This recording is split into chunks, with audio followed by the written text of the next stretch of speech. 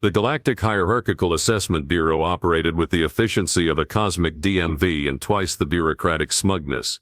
Located on Nexus Prime, a space station the size of a small moon and roughly as welcoming as a tax audit, it served as the galaxy's official scoreboard for species worth. Every civilization that had crawled, slithered, phased, or transcended its way to the stars eventually found itself standing in line here, waiting for some bored functionary to assign them a number that would determine their place in the universal pecking order. The system was elegantly simple, which should have been the first warning sign. Species were ranked by their Weili Jushu power index, supposedly scientific measurement that evaluated military might, technological advancement, psychic capabilities, and something vaguely termed cosmic significance. The crystalline overlords dominated the top tier with their reality-bending abilities and insufferable habit of speaking in harmonic frequencies that made lesser beings weep with inadequacy. Below them floated the ethereal collective, energy beings so advanced they had transcended physical form, though they still somehow managed to maintain their superiority complex. The middle tiers housed various militaristic species who compensated for their lack of cosmic powers by building increasingly ridiculous weapons of mass destruction.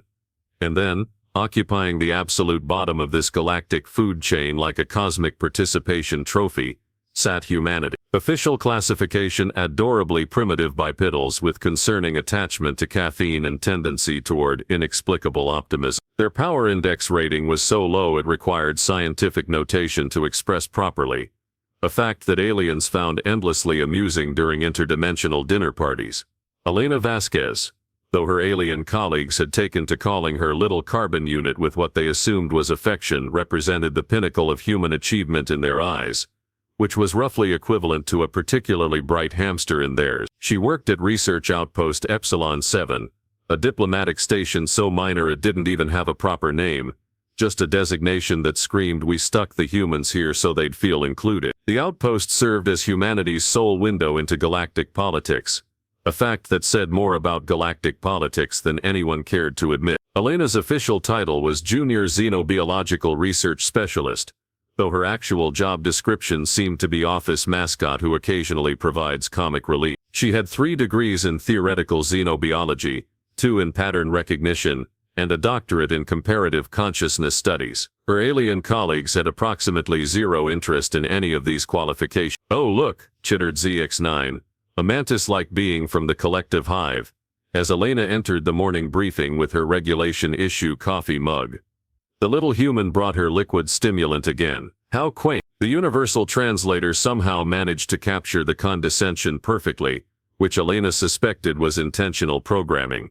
The briefing room exemplified galactic hierarchy in architectural form. Crystalline beings occupied floating crystal thrones that literally looked down upon everyone else. Energy entities manifested in shimmering forms that hurt to look at directly, which they claimed was accidental but Elena strongly suspected was aesthetic choice. The various military species sat in chairs designed to accommodate everything from tentacles to battle armor, all positioned to emphasize their species' respective rankings. Elena got a folding chair, at the back, next to the refreshment station. Today's agenda, announced Commander Thex Vor, whose species had evolved past the need for vowels and apparently humor, concerns the recent anomalous energy readings across 17 star systems. Our preliminary analysis suggests. Elena raised her hand. The room fell silent with the kind of silence usually reserved for watching someone trip in slow motion. "Yes, little carbon unit." Thex Vor's tone carried the patience of someone addressing a particularly slow child. "The pattern in those energy readings. I've been tracking similar signatures across 43 systems over the past 6 months. There's a clear progression that suggests—" Yes," interrupted Lumina 7, an energy being whose voice sounded like wind chimes having an existential crisis. "Human pattern-seeking behavior, utterly charming. You see connections where none exist, much like your ancestors saw animals in cloud formations." The room erupted in what passed for alien laughter, a symphony of clicks, harmonics and subsonic rumbles that made Elena's teeth ache. She'd learned not to take it personally, mostly. It wasn't malice, exactly, more like the way adults smile when a toddler explains how the moon follows their Nevertheless, Elena persisted, pulling up her holographic display. "If you examine the temporal sequencing..." My dear little human, cooed Dr. Dexthul, a being that looked like someone had given a jellyfish a PhD in delusions of grandeur. Your species' brains are evolutionarily wired to find patterns. It's what helped you avoid predators on your quaint little death world. But this is cosmic science, not avoiding saber-toothed tigers. Elena bit back 17 different responses, each more sarcastic than the last. Instead, she smiled the smile she'd perfected over months of this treatment. Polite, harmless, and secretly plotting. Of course, Doctor. I'll keep monitoring the data, just in case. Excellent, Thexvor declared, already moving on.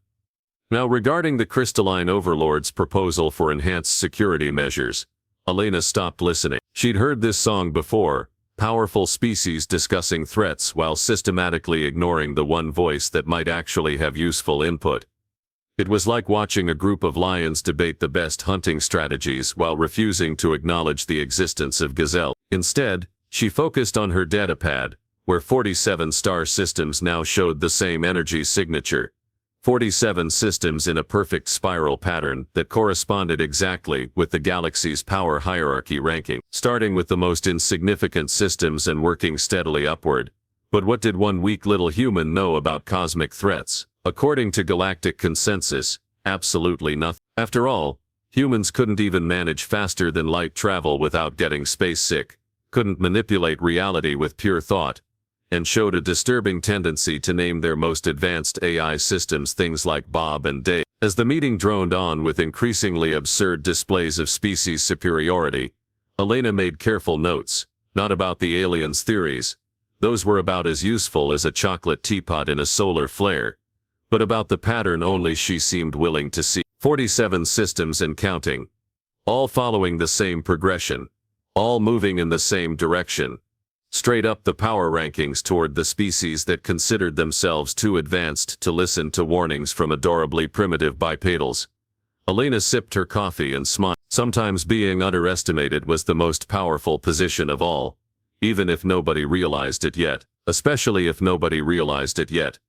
The galaxy was about to learn a very important lesson about assumptions. Elena just hoped they'd survive the education. 3 weeks later, Elena's datapad contained enough evidence to convict the galaxy of willful ignorance in the first degree. 68 star systems now displayed the anomalous energy signatures, each one following the same methodical progression up the cosmic food chain. But presenting this information to her alien colleagues had become an exercise in advanced frustration, like trying to explain quantum mechanics to a goldfish that insisted it already understood everything about water. Little carbon unit, Dr. Dexthul had said during her latest attempt at a presentation.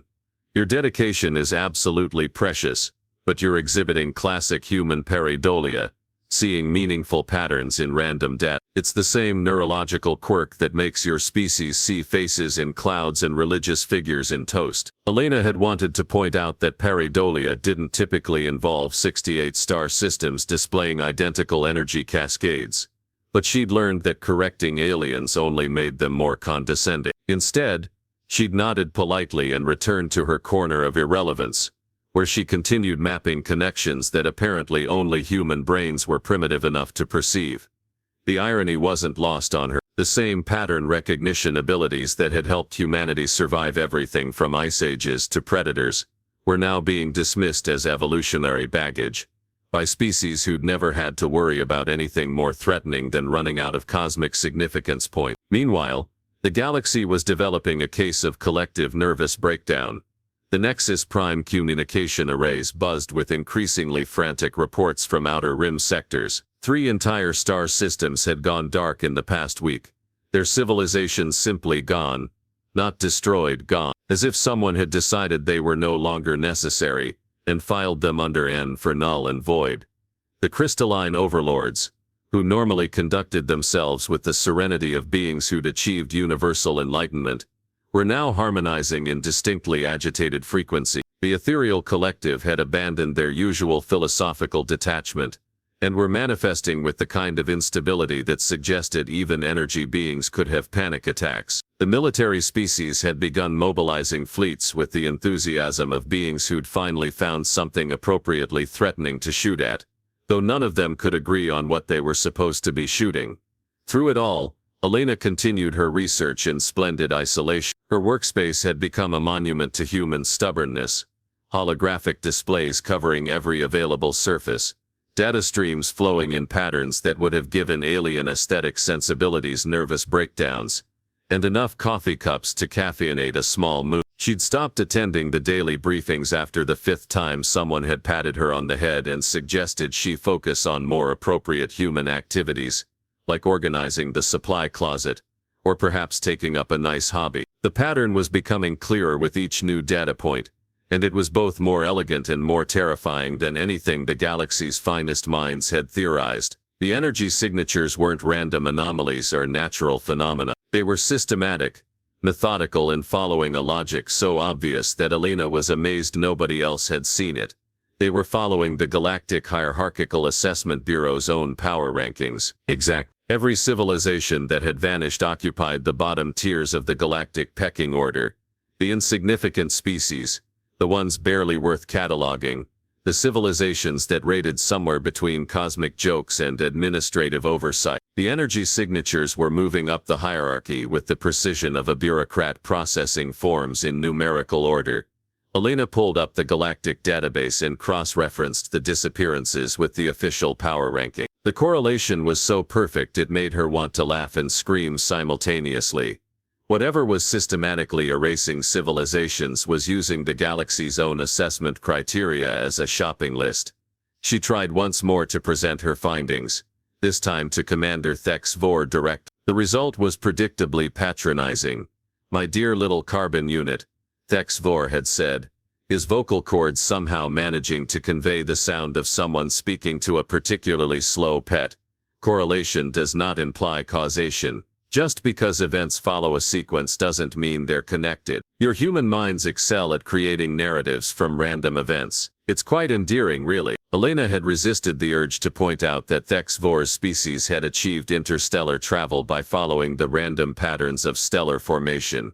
But arguing with alien logic was like trying to nail jelly to a wall, messy, pointless, and likely to result in everything sliding off. Instead, she'd returned to her research with the grim satisfaction of someone who knew they were right, and everyone else was about to find out the hard way. The next phase of disappearances was already beginning, targeting civilizations just slightly higher on the power index. Species that were still considered minor but at least rated their own entries in the galactic database rather than footnotes. Ancient artifacts across the galaxy had begun activating simultaneously, humming with the same energy signatures Elena had been tracking. Archaeological sites that had been dormant for millions of years were suddenly powering up like someone had found the universe's master switch and given it an experimental flip. The artifacts showed clear signs of advanced engineering, far beyond anything the current galactic civilizations could produce. Elena's analysis suggested they were communication devices, or more precisely, status report terminals. Someone was checking in on their cosmic experiment,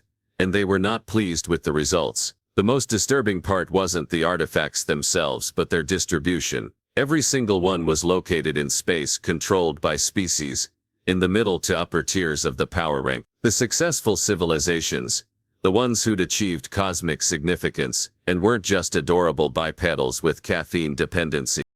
Elena stared at her latest projections and felt that peculiar human emotion that aliens found so inexplicable. The simultaneous desire to laugh and cry that came from being absolutely right about something absolutely terrible. If her analysis was correct, whatever ancient intelligence was behind this wasn't interested in the galaxy's failures.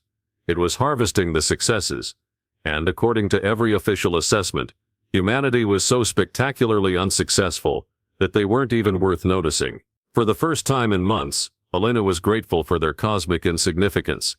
Being at the bottom of the food chain suddenly seemed like the safest possible position. She pulled up the power rankings one more time, running her finger down the list from the mighty crystalline overlords, at the top to humanity's pathetic entry at the very bottom. If the pattern held, she had a ringside seat to watch the galaxy's greatest civilizations get systematically collected, like specimens in a cosmic museum. And absolutely nobody would listen to the weak little human who'd seen it coming from the very beginning. The day the crystalline overlords disappeared, The galaxy experienced its first collective "oh shit" moment in recorded history. It happened with the kind of understated drama that cosmic entities apparently preferred. No explosions, no death rays, no theatrical speeches about universal dominion. One moment the crystalline overlords were there, humming their superior harmonics and making everyone else feel inadequate. And the next moment their entire star system was simply empty. Not destroyed, not conquered, edited out of existence like a cosmic typo someone had decided to correct. The emergency session that followed made previous panic meetings look like casual coffee gatherings. Every species above the 50th percentile in the power rankings had suddenly developed a keen interest in threat assessment, which would have been heartwarming if it weren't approximately 6 months too late. Elena watched the proceedings from her usual position in the cheap seats, armed with enough data to choke a quantum computer, and the growing certainty that she was about to witness the galaxy's most advanced civilizations discover what humans had always known. Sometimes being right was the loneliest position in the universe. Commander Thexvor called for order with the kind of desperation usually reserved for parents trying to control a birthday party that had descended into sugar-fueled chaos. The situation requires immediate analysis. We need theories, proposals, any insight into the architects, interrupted a voice like crystalline wind chimes having a nervous breakdown. The room fell silent with the weight of collective "who invited that guy" energy. The speaker was Lumina 7, the energy being who'd spent months dismissing Elena's research as primitive pattern-seeking. Now they were flickering with the unstable brightness of someone who'd just had their worldview surgically removed without anesthesia. The architects Lumina 7 repeated, their form wavering like a bad hologram. Ancient records mention them, beings who constructed the galaxy as a consciousness development experiment. We always assumed they were mythology, metaphors for natural evolutionary processes. Vexthul, whose jellyfish-like form had taken on distinctly queasy overtones, rippled with what Elena recognized as the alien equivalent of dawning horror. The artifacts. They're not communication devices, they're progress reports. Someone's been monitoring our development. Elena cleared her throat. The sound was so unexpected in the rarefied atmosphere of alien panic that several species actually jumped. Excuse me, but I believe I mentioned that possibility during my "not now, little carbon unit," Thexvor snapped, then immediately looked stricken at his own rudeness. Even in crisis, dismissing humans had become such an ingrained habit that interrupting the pattern felt unnatural. But Elena had already pulled up her holographic displays and the evidence was too overwhelming to ignore even for beings committed to cosmic-level denial. The progression of disappearances mapped perfectly onto the power rankings, with the crystalline overlords vanishing marking a clear escalation. The architects weren't working their way up from the bottom, they were harvesting from the top down. They're collecting complete specimens, Elena said, her voice carrying the calm certainty of someone who'd been right for so long that vindication felt more like exhaustion than triumph. Species that have reached their full developmental potential. The power rankings aren't just administrative tools, they're quality control metrics. The room erupted in the kind of multilingual panic that would have been fascinating from an anthropological perspective, if Elena hadn't been too busy feeling existential dread. Species that had spent millennia defining themselves by their cosmic significance were suddenly discovering that success was a terminal diagnosis. Vex 9's mandibles clicked in rapid-fire patterns that the universal translator rendered as various forms of profanity. You're suggesting we've been ranked for harvest, that our achievements mark us for collection. Elena nodded grimly. The higher your power index, the more complete your species appears to these architects. They're not interested in works in progress. They want finished product. Civilizations that have reached their peak developmental potential. The implications hit the assembled aliens like a collective slap with a wet fish made of pure cosmic horror. Every advancement they'd celebrated, every achievement that had elevated their status in the galactic hierarchy, had apparently been painting a target on their backs in colors only ancient universal gardeners could see. But that's insane, chittered someone from the back row. Why would advancement be a liability? Why would success mark us for elimination? Elena pulled up another display, showing the distribution of active artifacts across known space. They formed a perfect spiral pattern, with the highest concentrations in territories controlled by the most advanced civilizations. Because from their perspective, we're not being eliminated, we're graduating. The word hung in the air like a toxic cloud. Graduation implied completion, finality, the end of development. In academic terms, it was an achievement. In existential terms, it was a death sentence with a diploma attached. The species they've taken, Elena continued, her voice taking on the detached quality of someone explaining a particularly depressing scientific principle, represent the apex of their respective evolutionary paths. They've achieved everything they're capable of achieving. Their Lumina 7's form flickered with what might have been the energy being equivalent of a panic attack. And humanity? Elena smiled, and for the first time in months, it was genuine rather than diplomatically artificial. According to every official assessment in this room, humans are nowhere near done. We're chaotic, unpredictable, still developing, and rated somewhere between cosmic joke and administrative oversight. We're so far from completion that we barely register as a proper civilization. The silence that followed was different from the usual dismissive quiet that greeted human observations. This was the silence of beings realizing that their greatest strength had become their greatest vulnerability, while their greatest joke had become their potential salvation. So let me understand this correctly, Dr. Vexthul said slowly, their form undulating with the kind of careful control that suggested they were trying very hard not to have a complete breakdown. The architects are harvesting species in order of their developmental completion, using our own power rankings as their assessment criteria. Correct. Which means the more advanced and successful a species is, the sooner they get collected. Yeah, and humanity's position at the bottom of every ranking system, Elena's smile widened, makes us the last species they'd be interested in harvesting. We're too primitive, too chaotic, for the first time in galactic history, being called weak, primitive, and inadequate felt like receiving the universe's greatest compliment. The species that had spent centuries looking down on humanity were now staring up from the bottom of a very different kind of hierarchy, one where advancement was measured in proximity to extinction.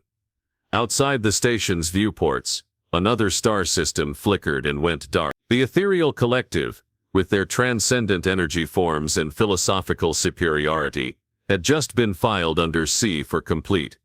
Elena checked her calculations one more time. If the pattern held, humanity had approximately 6 months before the architects worked their way down to species primitive enough to still argue about coffee preferences and name their artificial intelligences after cartoon characters. 6 months to figure out how to save a galaxy that had spent years treating them like a mascot.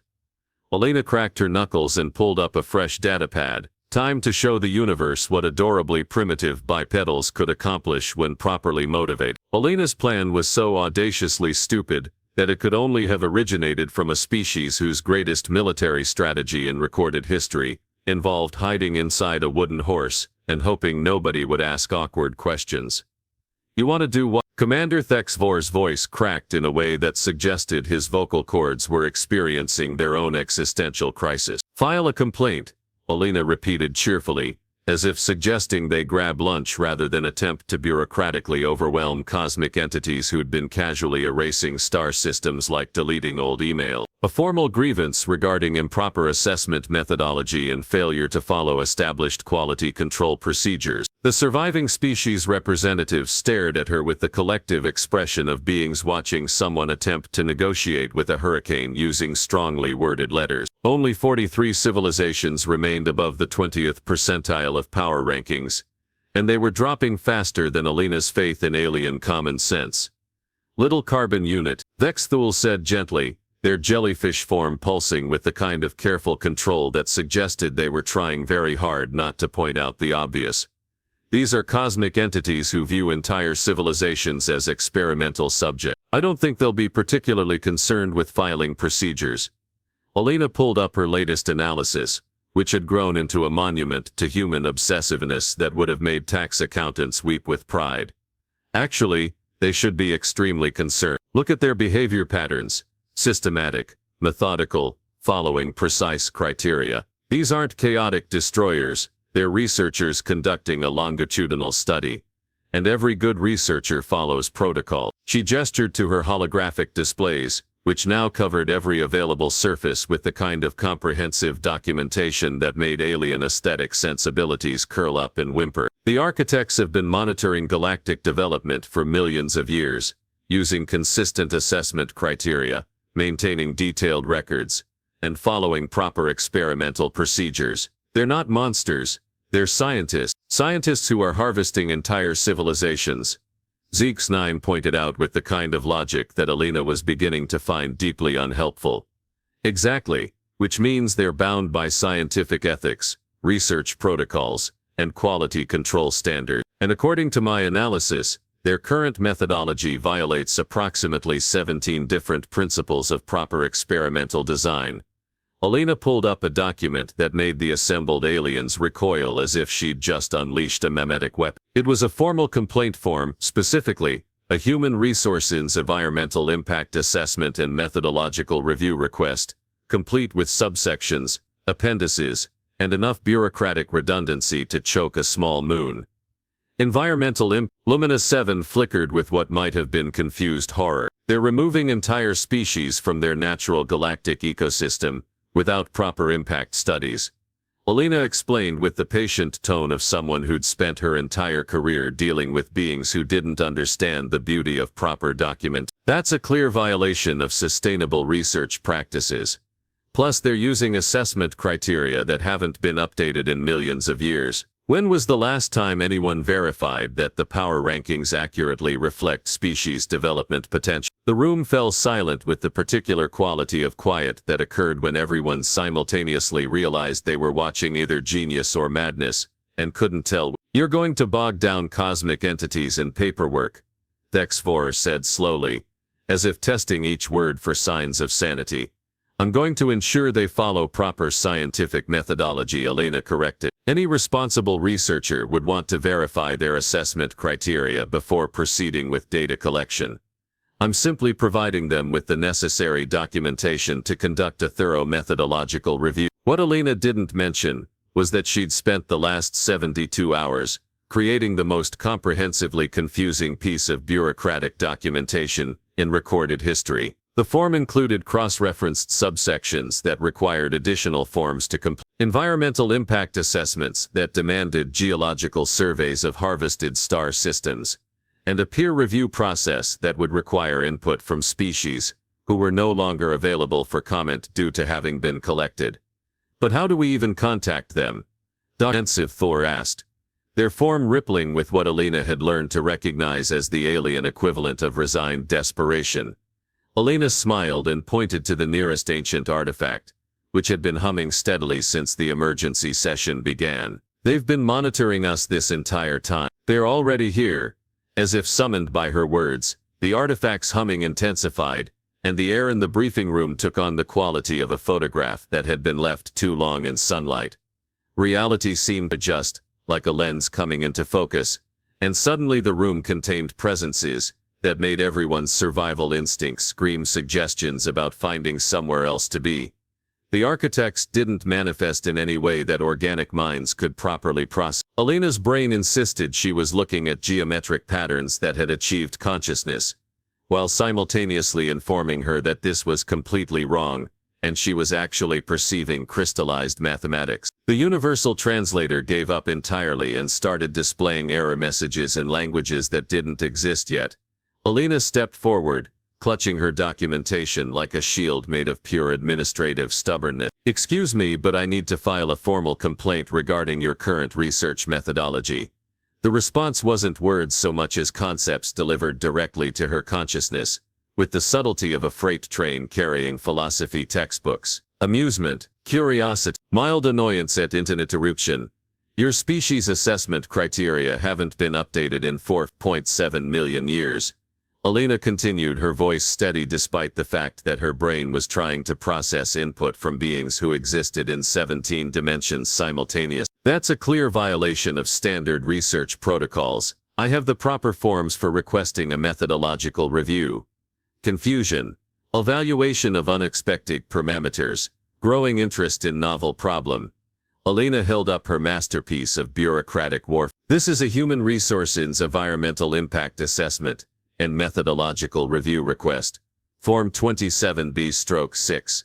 Revision. What followed could only be described as cosmic beings experiencing their first encounter with human bureaucracy. The architects who had effortlessly managed galactic-scale experiments for millions of years suddenly found themselves faced with documentation that required them to document their documentation before they could document anything else. The forms included requirements for environmental impact studies of their harvesting methodology, peer review from collected species who were no longer available for consultation, and a complete reassessment of their experimental parameters using updated criteria that didn't exist yet. Each section referenced other sections that referenced other forms that required additional approvals from departments that would need to be established before they could be consulted. Elena watched with professional satisfaction as entities capable of casually editing star systems out of existence became trapped in recursive loops of procedural compliance. They couldn't proceed with their research without completing the forms,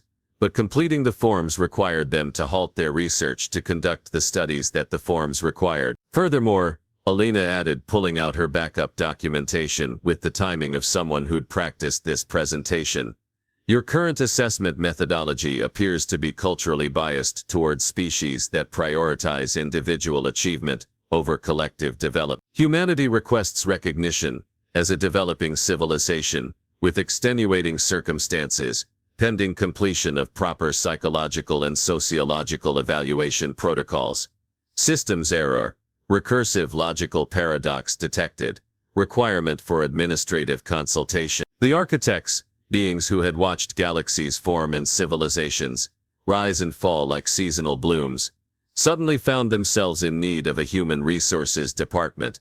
Elena smiled. I've taken the liberty of drafting a proposal for updated assessment criteria, including provisions for administrative oversight and regular methodological reviews. I believe you'll find humanity uniquely qualified to serve as administrative oversight specialist. And that was how the galaxy learned that the most powerful weapon in the universe wasn't antimatter or reality manipulation or cosmic significance.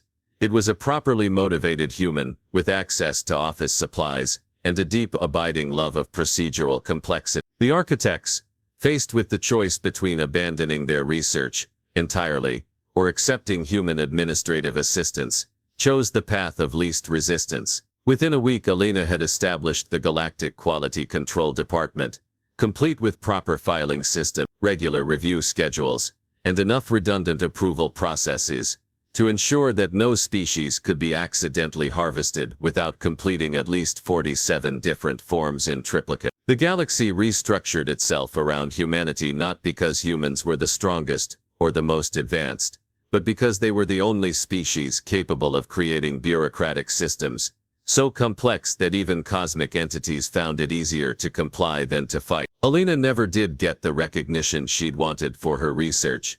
Instead, she got something better. A galaxy that finally understood that sometimes the most important discoveries came from the minds everyone had dismissed as too primitive to matter. The cosmic punchline was perfect in its irony.